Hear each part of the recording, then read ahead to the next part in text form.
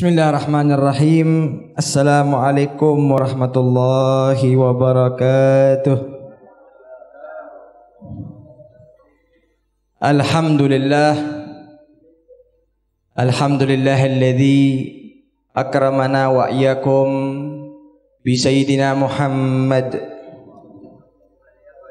Allahumma salli ala sayyidina Muhammad wa ala ali sayyidina Muhammad باللسان الجامع في الحضرة الواسعة صلاة تمد بها جسمنا من جسمه صلى الله عليه وسلم وقلبنا من قلبه صلى الله عليه وآله وسلم وروحنا من روحه صلى الله عليه وآله وسلم وسرنا من سره صلى الله عليه وآله وسلم وعلمنا من علمه وعملنا من عمله وخلقنا من خلقه صلى الله عليه وسلم ونياتنا من نياته صلى الله عليه وآله وسلم ووجهاتنا من وجهته صلى الله عليه وسلم وقصدنا يا الله min qasdihi sallallahu alaihi wa ala alihi wa sahbihi wa sallam.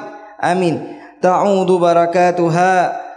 barakatun Nabi Muhammad sallallahu alaihi wa ala alihi wa sahbihi wa sallam. Ta'udu barakatuha wa anwaruha wa asraruha wa bahjatuha wa salamatuha wa afiyatuha wa sihhatuha wa istiqamatuha wa syafa'atuha wa mahabbatuha علينا وعلى أولادنا وأهلنا وقراباتنا وجيراننا وأصحابنا وأحبابنا ووالدينا ومشايخنا ومعلمينا ومن له حق علينا وأهل زماننا وأهل قطرنا يا نور يا نور يا نور اجعلني والحاضرين نورا بحق نور سيدنا محمد. أما بعد, hadirin rahimakumullah, para tamu undangan yang dirahmati oleh Allah Subhanahu wa taala, dengan penuh kegembiraan hati berkumpul dengan para sahadah, para dzurriyyatur rasul, para habaib, para masyayikh, para tokoh masyarakat, orang sepuh kita, para syiban, para ustadz, para muhibbin, dan juga jamaah salawatan yang datang dari luar pulau, luar kampung Arab. Ada yang dari Curademe, Taman Sari, Jejer, Masya Allah. Meluangkan dari Tapen, Jurang Sapeh juga ibadah. Masya Allah, Alhamdulillah. Semoga perkumpulan kita ini selalu yang kita harapkan dengan adanya majelis rutinan, yaitu majelis salawatan dan ta'lim setiap sebulan sekali. Kita tidak ada tujuan mengadakan majlisul khair kecuali kita ingin meraih ridha Allah Subhanahu wa taala, dan juga kita ingin meraih ridha Nabi Muhammad sallallahu alaihi wasallam. Karena jika Allah Subhanahu wa taala dan Nabi Muhammad telah ridha kepada kita, kita akan mendapatkan kebaikan dunia dan akhirat. Dan juga niat kita yang kedua mengadakan majlisul khair, tidak ada niatan kecuali kita ingin murafaqatu Sayyidina Muhammad. Kita ingin berjumpa, menemani beliau Rasulullah SAW dengan cara kita menghidupkan syariat-syariat Nabi Muhammad, menghidupkan syiar-syiar Rasulullah SAW, menghidupkan sunnah-sunnah Nabi Muhammad SAW, dengan berkumpul di majelis yang mana di dalamnya disebutkan nama Nabi Muhammad SAW dan para keluarganya, para sahabat dan aulia wassalihin. Semoga perkumpulan kita ini di malam hari ini kita memohon kepada Allah, Rasulullah yang berada di Raudatul Syarif, berada di kuburannya Rasulullah, ridho kepada kita, senang kepada kita, sehingga kita malam hari ini tidak tidur kecuali Rasulullah ridho kepada kita. Amin. Semoga semua keluarga kita mendapat berkah dari Nabi Muhammad SAW. Kita memohon kepada Allah malam hari ini, ya Allah, jika kita diizinkan oleh Allah, kita ingin bermimpi Nabi Muhammad SAW. Jika kita mengetahui dosa kita terlalu banyak, kita memohon kepada Allah, jangan wafatkan kami ya Allah kecuali kami telah berjumpa dengan kekasih kami, yaitu Nabi Muhammad SAW. Amin amin ya rabbal.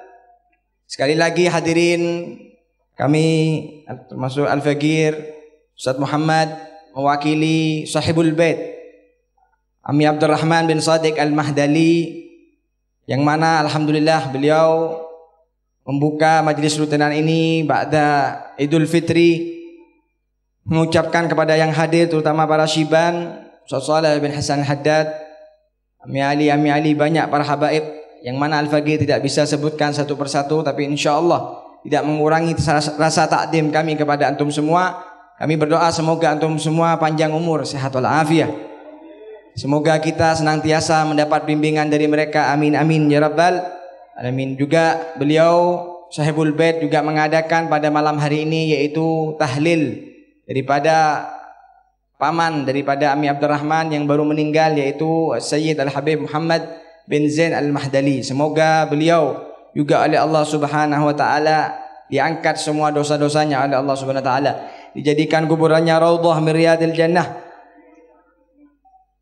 dan semoga beliau dikumpulkan oleh Nabi Muhammad sallallahu alaihi wasallam. Amin amin ya rabbal alamin. Hadirin rahimakumullah, untuk melengkapi majelis salawatan dan taklim ini, sebelum Ustaz Muhammad melanjutkan kajiannya yaitu tentang sirah ummahatul mukminin,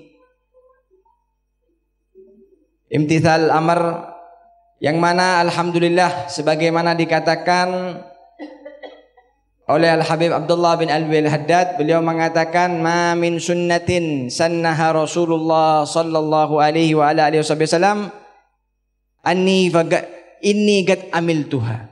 Kata Imam Habib Abdullah bin Alwi Al-Haddad, beliau mengatakan tidak ada sunnah yang disunnahkan oleh Rasulullah apapun, sekecil apapun, kata beliau, sudah aku lakukan semua, kata Habib Abdullah bin Alwi Al-Haddad.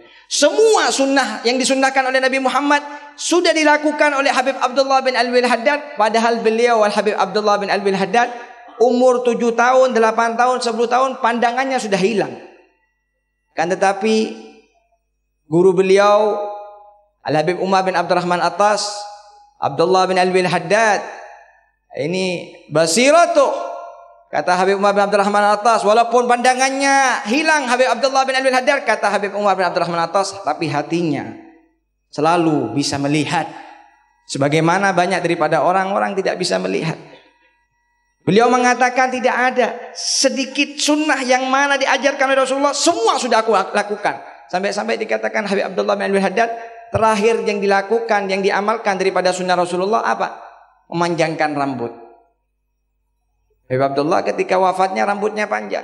Itu terakhir daripada sunnah yang dilakukan oleh Habib Abdullah bin Alwi Al-Haddad. Karena ketika zaman beliau dan zaman sekarang, ketika zaman itu orang yang memanjangkan rambut ini sedikit kurang bagus nilainya. Biasanya sedikit dinilai dengan orang-orang atau anak-anak yang akhlaknya kurang bagus atau anak-anak pasaran, sehingga beliau menjaga yaitu akhlak Nabi Muhammad SAW tidak digunakan kecuali dalam keadaan yang cocok dan yang baik yang diridhoi oleh Allah Subhanahu wa taala. Sampai-sampai beliau mengatakan kepada anaknya Hasan bin Abdullah bin Alwi Al-Haddad, kata beliau, ya Hasan, ya, jangan anggap engkau sunnah Rasulullah SAW ini tidak ada yang kecil, kata Habib Abdullah bin Alwi Al-Haddad. Karena kita sekarang hadirin banyak yang meremehkan sunnah Rasulullah. Kata Habib Abdullah bin Alwi Al-Haddad berkata kepada anaknya, Hasan, jangan kau anggap kecil sunnah, walaupun itu sunnah minum dengan tangan kanan dan duduk. Tidak ada sunnah Rasulullah SAW itu yang dianggap kecil oleh Allah Subhanahu wa taala. Siapa tahu gara-gara dia mengamalkan sunnah minum dengan keadaan yang diajarkan oleh Rasulullah SAW, dia dimasukkan surga oleh Allah Subhanahu wa taala. Sampai-sampai dikatakan di zamannya Al-Habib Abdullah bin Abu Bakar Al-Idrus Qutbil Mala, di kota Tarim itu ada namanya Hautah Ba'alwi, lingkungan Al-Ba'alwi, yang mana tidak muncul lam yablugh, tidak balik anak yang kecil, biasanya balik umur 15 tahun 13 tahun. Dikatakan sebelum balik lam yambut syarif illa gudu mukashif, Di kota Tarim anak-anak belum balik sudah kasyaf. Sudah bisa nebak, bisa lihat orang, bisa tahu hatinya orang. Mereka. Kenapa? Ini didikan-didikan yang mana para orang tua mereka tidak sembarangan, hadirin. Para orang tua mereka paling menjaga dan paling berharga yang mereka miliki adalah anak-anak mereka, murid-murid mereka, sehingga Al-Habib Abdullah bin Umar Syatiri mengatakan, laula thalathatul asya ma ahbab utawil fid dunya ma ahbabtul baga. Kata Habib Abdullah bin Umar Syatiri, ada 3 perkara yang membuat aku betah di dunia. Salah satunya, kata Habib Abdullah bin Umar Syatiri, tarbiyatu auladi. Aku mendidik anak-anakku.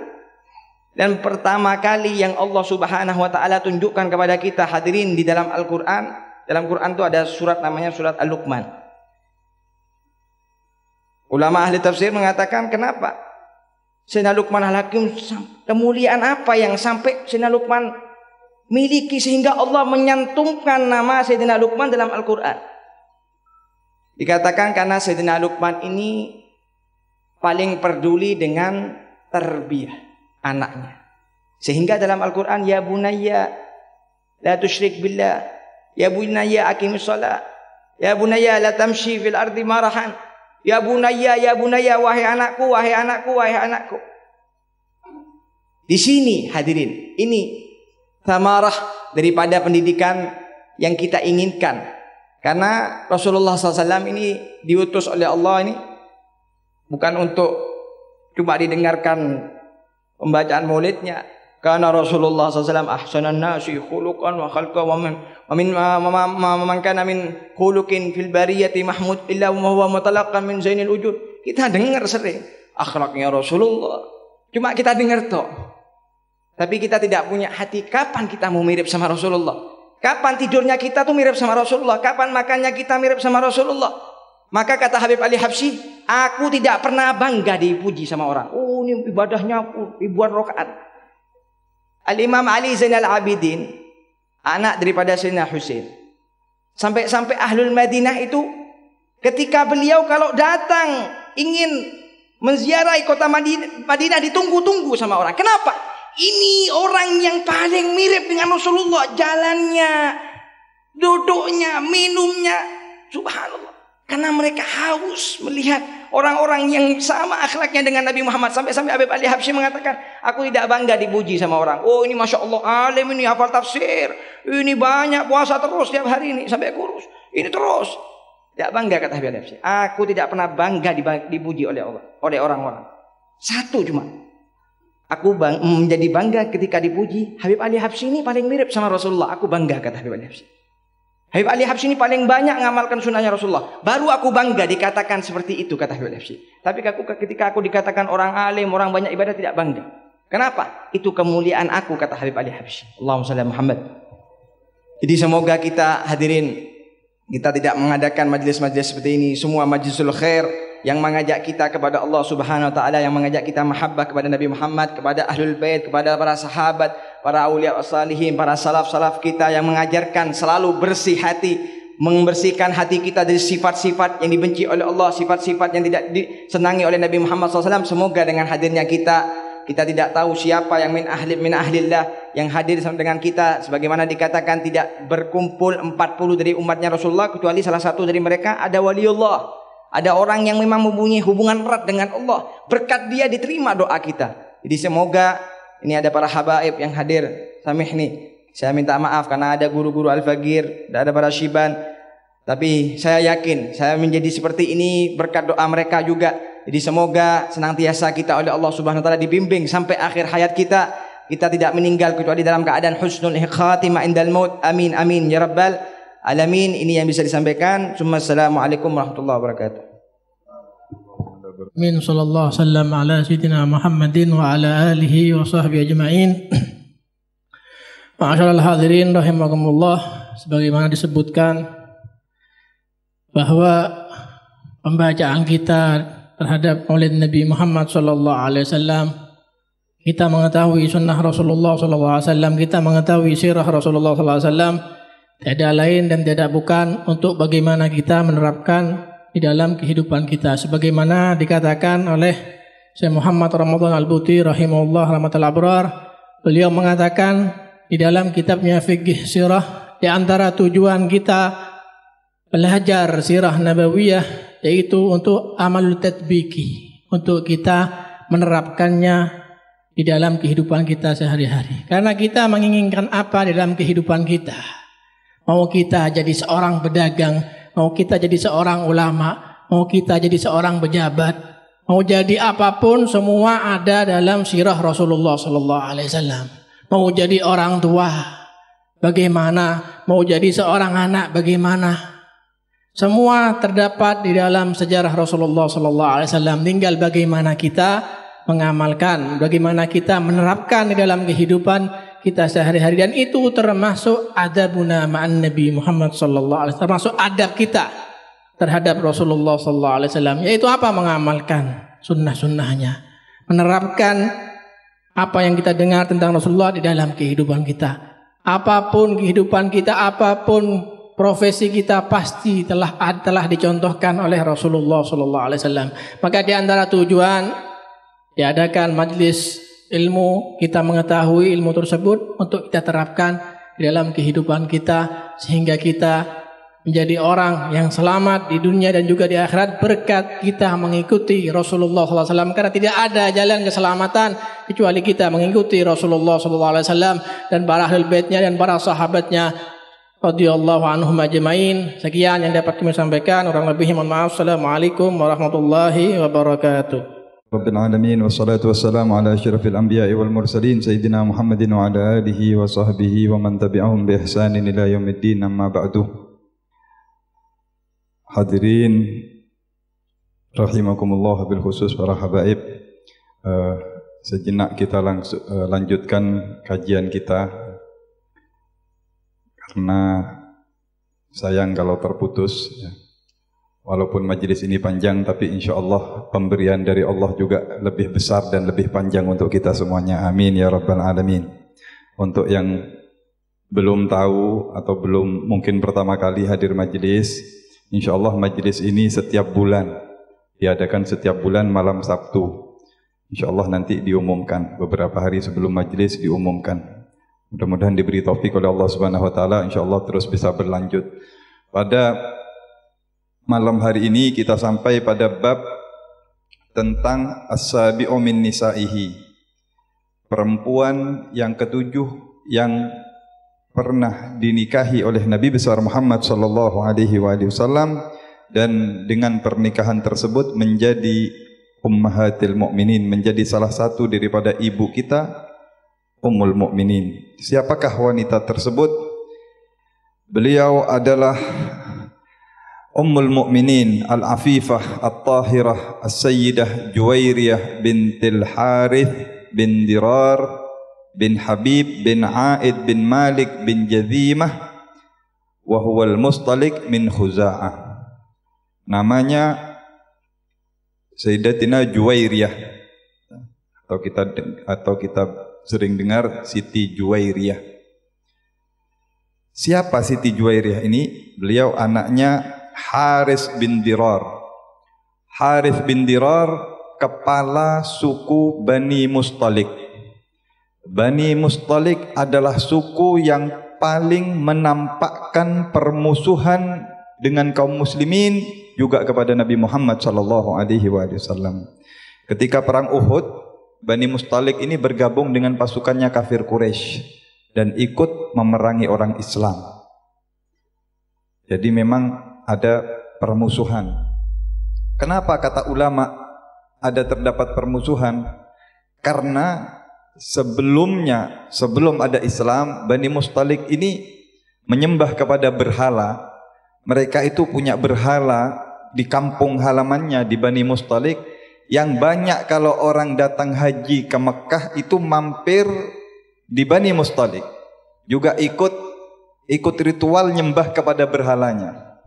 Tetapi setelah adanya Islam, berkurang orang-orang yang menyembah berhala mereka, sehingga ekonomi mereka menurun karena kekurangan tamu. krisis moneter juga ya, sama seperti corona sekarang, banyak orang ekonominya hancur lebur ya. Bani Mustalik juga krisis, artinya apa? Berkurangnya orang yang datang dan menyembah kepada berhala mereka, itu yang membuat mereka benci kepada kaum muslimin, benci kepada umat Islam. Ayahnya Siti Juwairiyah ini, Dirar Al-Harith bin Dirar, kepalanya Bani Mustalik, kepalanya orang-orang yang benci kepada kaum muslimin ini. Di tahun kelima itu terdapat kabar, tahun 5 Hijriah ya. Setelah Nabi hijrah ke Madinah 5 tahun, Nabi besar Muhammad SAW mendengar kabar kalau Bani Mustalik ini akan menyerang kaum muslimin. Ada isu Bani Mustalik mempersiapkan kekuatan untuk menyerang umat Islam. Maka Nabi mengutus salah satu sahabatnya yang bernama Ruwaibidah untuk mencari kabar. Di sini ada pelajaran. Kalau kita dengar kabar, ada sesuatu, informasi, kabar apa, jangan ditelan mentah-mentah. Ya, jangan kita cepat percaya, cepat ikut nyebarkan. Tapi apa? Idza ja'akum fasiqun binaba'in fatabayyanu. Kalau kalian dapat informasi, dapat kabar, cari kejelasan dulu. Cross check dulu ya. Sebab sekarang zamannya handphone, zamannya media sosial. Kadang orang ya dapat kabar sebar. Dia punya 100 grup, kirim 100 grup, padahal nggak tahu itu kabar benar atau tidak. Kabar itu ya, apalagi zaman sekarang. Ya, kadang-kadang kabar benar tapi dibumbui ya. Mungkin kabarnya 10 nyampe kepada kita sudah sampai 50 sampai 100. Mungkin kabarnya sedikit, kabarnya betul terjadi setengah meter, semeter, nyampe kita sudah jadi 5 meter itu kabar. Dan begitu sepertinya, dan banyak kejadian. Di sini Nabi mengajarkan untuk kita meneliti dan mengoreksi terlebih dahulu. Setelah diutus, utusan tadi sahabat pulang dan ternyata benar. Bani Mustalik memang mau menyerang kaum muslimin dan mulai mempersiapkan kekuatan-kekuatan. Mendengar ini, sebelum mereka menyerang, sebelum mereka datang dan mengumpulkan kekuatan, Nabi langsung mempersiapkan, mengajak sahabat-sahabatnya 700 pasukan. Nabi ajak untuk keluar berperang dan Nabi sendiri yang memimpin peperangan tersebut. Mereka masih belum siap, Bani Mustalik masih belum siap, belum tahu. Nabi datang dengan faj'ah, dengan tiba-tiba diserang mereka. Nah, peperangan ini terkenal dengan namanya Perang Muraisi ya. Perang Muraisi itu namanya sumber air. Ada sumber mata air daerah namanya Muraisi. Peperangan ini terjadi di dekat Muraisi tersebut sehingga dikenal dengan Perang Muraisi. Kalang kabut Bani Mustalik ya. Banyak yang meninggal, sebagian dari mereka lari dan banyak dari kaum wanita menjadi tawanan-tawanan kaum muslimin. Diambil budak, diambil sebagai tawanan, ada ratusan daripada kaum wanita yang ditawan. Di antara tawanan-tawanan tersebut adalah beliau Siti Juwairiyah bintil Haris, anaknya kepala sukunya ya. Anak rajanya ini Siti Juwairiyah. Asal namanya bukan Juwairiyah tetapi Barrah.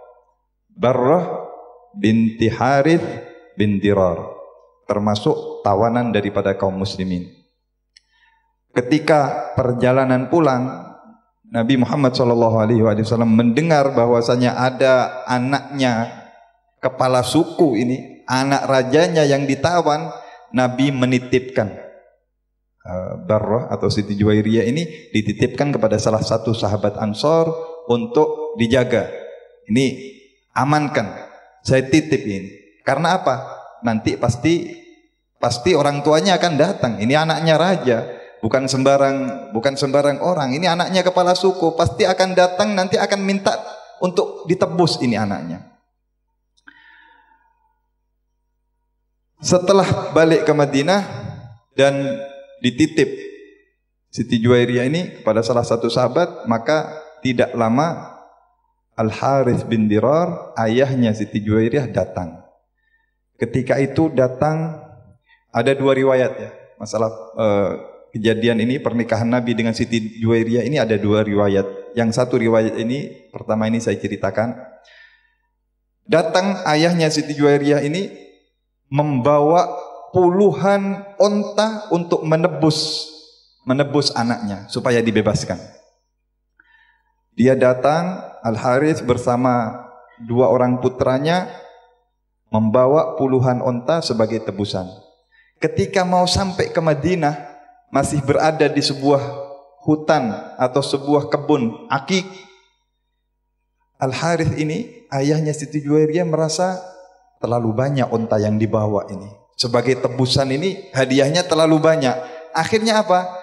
Dua onta diikat di salah satu kebun ya atau hutan gitu di padang pasir, di situ ada kebun kurma, diikat di sana untuk nanti dibawa pulangnya. Onta-onta yang lain dibawa, tetapi dua diikat ya, disembunyikan, yerep ya.